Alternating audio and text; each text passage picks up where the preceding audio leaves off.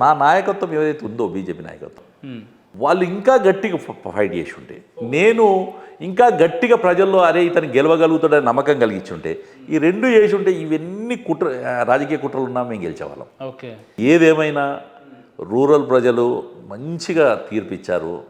ఓడిపోయిన వ్యక్తిగా చెప్తున్నారు, వాళ్ళు ఇచ్చారు. రాజకీయంలో ప్రశ్నించేందుకు గొంతుగా ఉండమన్నారు.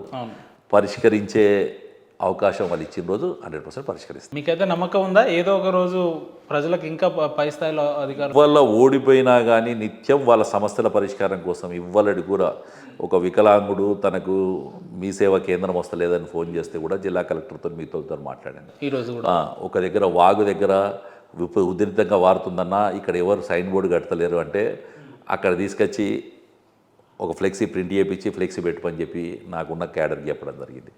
అక్కడ ఇక్కడ కొంచెం ఏదైనా ఎడ్ల బండ్లు కానీ ఇంకేమైనా విలేజ్లో కట్టెలు బిట్టెలు ఉంటే తెచ్చి పెట్టండి అంటే ఏదున్నా నాకు చేతనైనంత వరకు.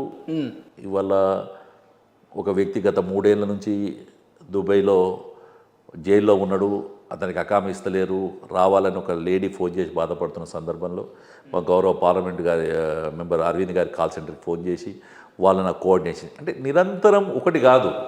ఇవాళ ఏ సమస్య అయినా అటు బీజేపీ క్యాడర్కి కానీ ఇటు ప్రజలకు కానీ అందుబాటులో ఉండడమే మనకి ఇది. కాబట్టి విశ్వాసం అధికారం ఉందా లేదా అని చెప్పి పెద్ద ఇష్యూ. కానీ అన్న మీ విషయంలో ప్రత్యేకత ఏంటంటే ఏ ఎమ్మెల్యే అభ్యర్థి అయినా ఓడిపోయిన తర్వాత పార్టీ కొంత దూరం పెడుతుంది. కానీ మీరు ఓడిపోయిన తర్వాత వాస్తవంగా చెప్పాలంటే ఎమ్మెల్యే కంటే పెద్ద పదవి అయినటువంటి జిల్లా అధ్యక్షుడిని చేయడం ఇదొక ప్రత్యేకత మీ జీవితంలో. దీన్ని ఎట్లా చూస్తారు? దానికి ముఖ్య కారణం జిల్లా అధ్యక్షుడు అయిన కారణం ధరంపూర్ అరవింద్ గారు. ఓకే, ఎన్నికల్లో పార్లమెంట్ ఎన్నికలు పోయే ముందు జిల్లాలో కోఆర్డినేషన్ చేయగలిగే రాజకీయ అవగాహన వ్యక్తి కావాలని వారు పట్టుబడడం. ఒక సందర్భంలో ఓడిపోయాను, నేను రూరల్గా పరిమితం అవుతాను, ప్రజలు 50,000 వేశారు, వాళ్ళకే టైం ఇవ్వలేను, మళ్ళీ జిల్లా అంతా తిరగాలంటే నాకు ఇబ్బంది అవుతుంది అని అనుకున్న సంబంధం నాకు అరవింద్ గారు పిలిచి ఒక మాట చెప్పారు, దినేష్ భాయ్ నేను రాష్ట్రంలో నీకు టికెట్ తెచ్చేందుకు సునీల్ బన్సర్ గారు అని మా జనరల్ సెక్రటరీ ఇన్ఛార్జ్, ఆయన దగ్గర పోయి నేను ఏం మాటలు చెప్పాను అసెంబ్లీ ఎలక్షన్ కన్నా ముందు, అసెంబ్లీ ఎలక్షన్ అయిన తర్వాత అవే మాటలు సునీల్ బన్సల్ నాకు చెప్పాడు, దినేష్ అనే వ్యక్తి కావాలి మన జిల్లా పార్టీకి అని చెప్పినప్పుడు నేను అన్నాను, ఇంతమంది పెద్దలు ఆ నోట్ల నుంచి మాట వస్తున్న సందర్భంలో మనం కాదు.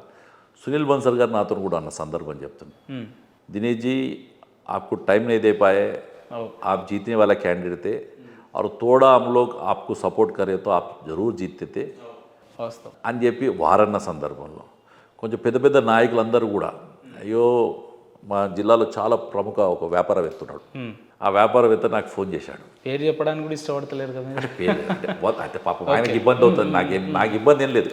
ఇంత నేను నా ప్రత్యర్థుల పేరు తీసుకున్నాను, నేను ఆయన గురించి చాలా పెద్ద వ్యాపారస్తుడు. ఎక్కడున్నారు దినేష్ గారు అంటే నేను అన్నా నేను కాన్స్టిట్యూయెన్సీ తిరుగుతున్నాను, నాకు 30 ఏళ్ళ వ్యాపార అనుభవంలో మామూలు నిజామాబాద్ జిల్లాలో ఒక సర్పంచ్ నిలబడ్డా లేకపోతే ఒక ఎంపీ అంటే నాకు పరిచయం ఉన్నోళ్ళు లేదు కార్పొరేటర్ నిలబడ్డా ఏ పార్టీ అయినా కానీ నా దగ్గర చందా తీసుకోకుండా రాజకీయం చేసిన వాళ్ళు ఎవరూ లేదు, నువ్వు ఒక్కడివే. మేము నిజామాబాద్లో చందాలు ఇచ్చేటోళ్ళం ఒక 10 మంది ఉంటాం, మాకు తెలుసు ఏ పార్టీ వాడు మాకు ఏం ఫోన్ చేస్తాడు, ఏ క్యాండిడేట్ ఇచ్చేస్తాడని చెప్పి. అలాంటిది నువ్వు ఈ 10 మంది దగ్గర కూడా కాదు, ఎవరి దగ్గర నాకు ఒక వ్యక్తి వచ్చి నా సెంటిమెంటు ఒక 2 lakhs రూపీస్ తీసుకో అని చెప్పి నన్ను అడిగాడు.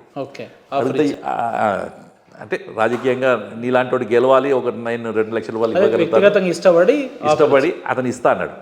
నేనేమన్నాను, అన్న మీరు అదే పైసలు మీకు పలానా గ్రామం తెలుసు, ఆ గ్రామంలో ఖర్చు పెట్టుకోరు, కానీ నేను ఈ ఎలక్షన్ నేను సొంత మా తండ్రి దగ్గర నేను డబ్బులు తీసుకోలేదు.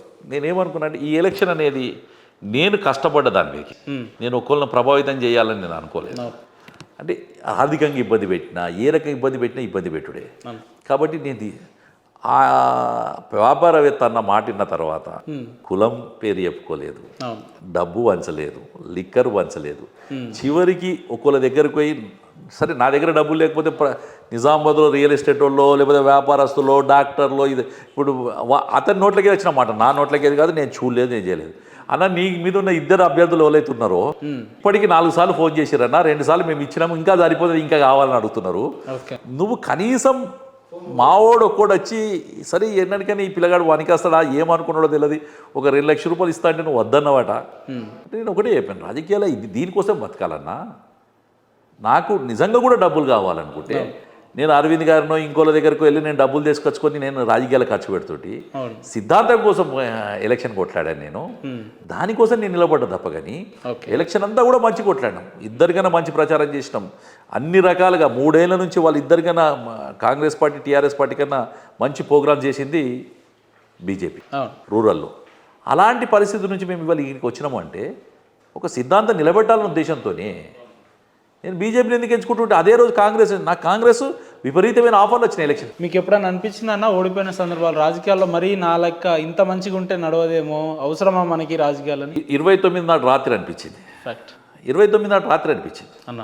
29 నాడు రాత్రి ఏడుస్తుంటే ఫ్యామిలీ ఇద్దరు భార్య భర్తలు వాళ్ళందరూ పాపం రాత్రి ఏడుస్తుంటే, భర్తలు ఏడుస్తుంటే చూడలేక భార్యలు నాకు వీడియో కాల్ చేసి వాళ్ళు అనిపించింది, సిద్ధాంతం కోసం బతికే నాలాంటి వ్యక్తి ఇలాంటి పదవులకు నిలబడద్దు. ఎందుకంటే వాళ్ళని ఏడిపించాల్సిన అవసరం ఏముంది నాకు చెప్పు.